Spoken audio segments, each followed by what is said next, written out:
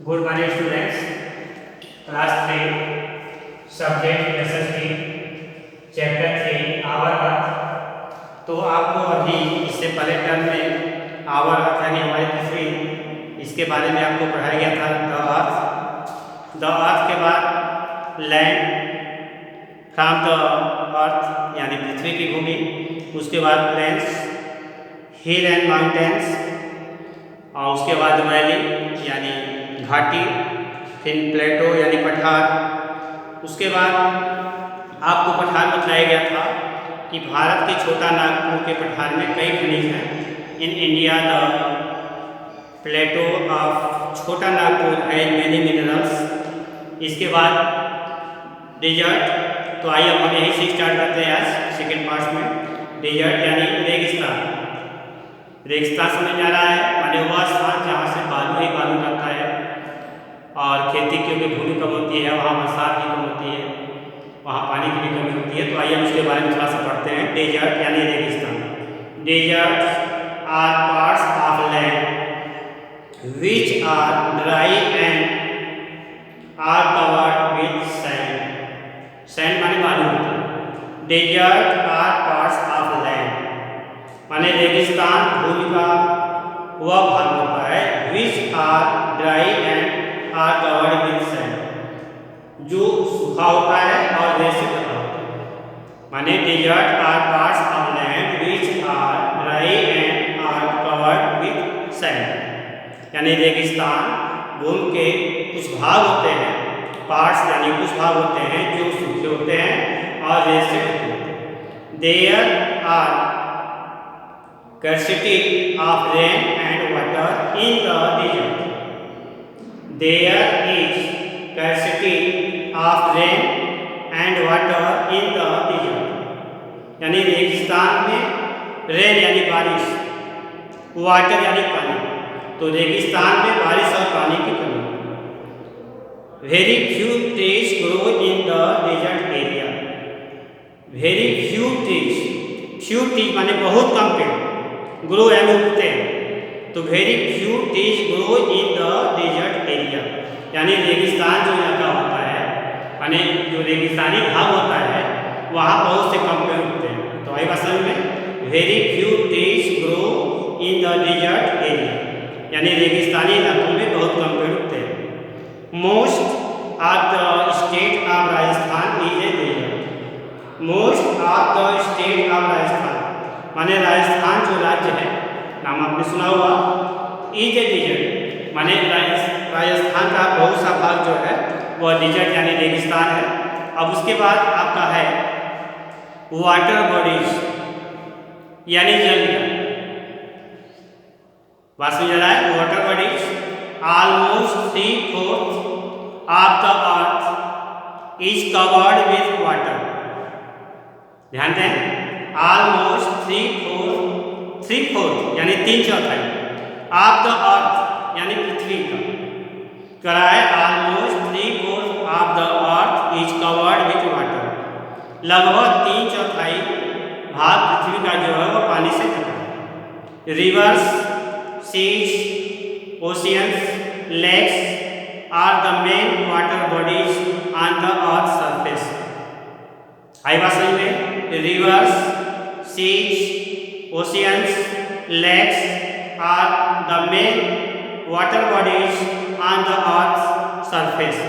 earth surface यानी reverse नदियाँ, समुद्र, महासागर, झीलें पृथ्वी पर मुख्य जल निकाय। अर्थ सरफेस यानी पृथ्वी पर तो करा है कि नदियाँ यानी रिवर्स, सीज समुद्र, उसके बाद ओशियंस महासागर, लेक्स झील are the main water bodies यानी नदियाँ, समुद्र, महासागर, झीलें पृथ्वी पर मुख्य जल निकाय। Rain water is the main source. Rain water से आ हुआ यानी वर्षा का पानी, क्योंकि पानी का जो मुख्य स्रोत माना गया है वह वर्षा के पानी माना गया। तो ध्यान दें, rain water is the main source of water on the surface of the earth, यानी वर्षा का पानी पृथ्वी की सतह पर मुख्य जल निकाय। Water gets circulated on the earth as rain. Water gets circulated on the earth as rain, यानी बारिश के रूप में पृथ्वी पर पानी का संचार होता है। इसके बाद इसका अगला है रिवर्स यानी नदियाँ। Rivers are large bodies of flowing water. Flowing water यानी नदियाँ बहते हुए पानी की बड़ी भूमिका है। When snow melt on the mountain, it comes down to the plain as a river. जब पहाड़ों पर बर्फ पिघलता है तो यह नदी के रूप में गिरकर मैदानों में आ जाता है। पहाड़ों पर जो बर्फ होता है जब वह पिघलता है तो यह नदी के रूप में गिर करके मैदानों में आ जाता है। इसके बाद है seas and oceans. Sea is a large body of water. Sea is a large body of water यानी समुद्र जल का एक बड़ा हिस्सा है, माने समुद्र जल का एक बड़ा शरीर है। Body sea is large body of water यानी समुद्र जल का एक बड़ा शरीर है। Sea water is salty and thus it is not suitable for drinking. Sea यानी समुद्र। देखिए समुद्र का जो पानी होता है वो खारा होता है। तो सी वाटर इज सॉल्टी यानी समुद्र का पानी खारा है।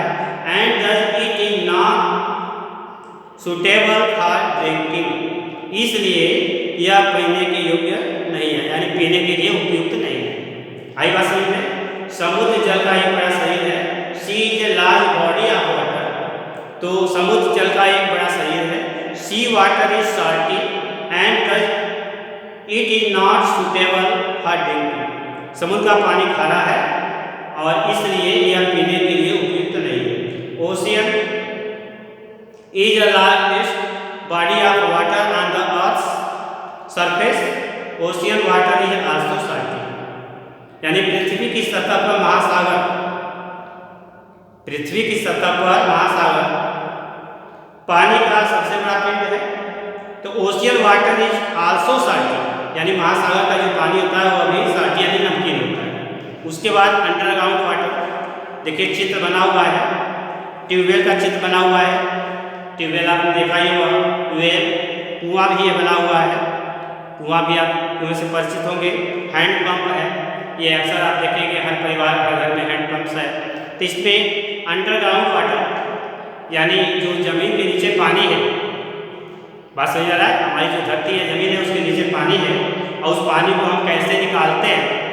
तो पानी को निकालने के लिए आपको मालूम है कि we take out underground water by digging wells, hand pump and tubewell, यानी हम जो है जमीन के नीचे जो पानी है उसको क्या खोद करके, कुआं खोद करके या ट्यूबवेल के द्वारा या हैंड पंप के द्वारा उस पानी को कहाँ लाते हैं? ऊपर लाते हैं। तो आइए थोड़ा सा पढ़ते हैं underground water. Rain water is collect in ponds, lake and tank. Some rain water seep into the ground and gets collected on the non-porous rocks there. This water is known as underground water. We take out underground water by digging wells, hand pumps and tubewells. आई बात समझ में? तो इस तरह से आपका जो है ये लेसन जो है कंप्लीट हो गया। अब आप इस लेसन को अच्छी तरह से पहले रीडिंग करने का प्रयास करेंगे, यानी इस लेसन को अच्छी तरह से पढ़ने का प्रयास करेंगे। जब आप लेसन को अच्छी तरह से पढ़ेंगे, लेसन को समझेंगे, तभी आप लेसन की जो एक्सरसाइज दिए गए हैं, चाहे वो टिक द करेक्ट हो या फिलिंग द ब्लैंक्स हो या आंसर द फॉलोइंग क्वेश्चन, यानी जो भी क्वेश्चन सब पूछे जाते हैं उसका आंसर आप आसानी से तभी दे पाएंगे जब आप अच्छी तरह से लेसन को पढ़ेंगे। तो हमें उम्मीद है कि आप इस लेसन को एक दो बार अच्छी तरह से पढ़ने का प्रयास करेंगे।